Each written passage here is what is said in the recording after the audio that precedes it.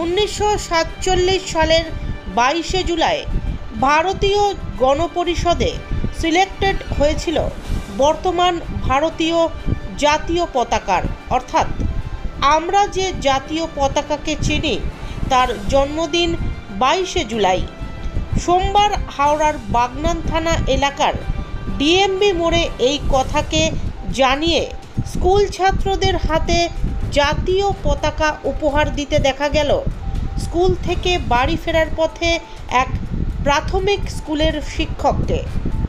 জানা গিয়েছে, বাগনানের খাড়া ছিলামপুর প্রাথমিক স্কুলের সহশিক্ষক মধুসূদন বাগ এদিন স্কুল ছুটির পর বাড়ি ফিরছিলেন। শিক্ষক হওয়ার সুবাদে খুব স্বাভাবিকভাবেই 22শে জুলাই জাতীয় পতাকার জন্মদিন, এই তথ্যটি তিনি জানতেন। তাই এদিন স্কুল যাওয়ার পথে বেশ কিছু জাতীয় পতাকা কেনেন তিনি। উদ্দেশ্য ছিল জাতীয় পতাকা উপহার দিয়ে তথ্যটি সকলকে জানানো আর জাতীয় পতাকার অবমাননা না করার বার্তা দেওয়া। ডিএমবি মোড়ে তিনি বেশ কিছু স্কুল ফেরত কিশোরদের হাতে এদিন জাতীয় পতাকা তুলেও দেন। পাশাপাশি তিনি ছাত্রদের এও জানান, বিশ্বের সবচেয়ে সুন্দর পতাকা হিসেবে ভারতের জাতীয় পতাকা স্বীকৃত হয়েছে।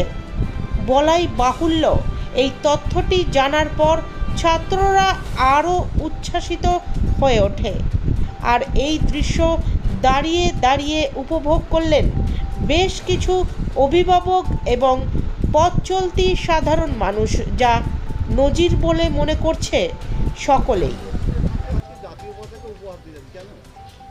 আজকে জাতীয় পতাকার জন্মদিন, তাই শ্রদ্ধা সম্মান জানাতে জাতীয় পতাকা উপহার দিলাম ছাত্রছাত্রীদের হাতে।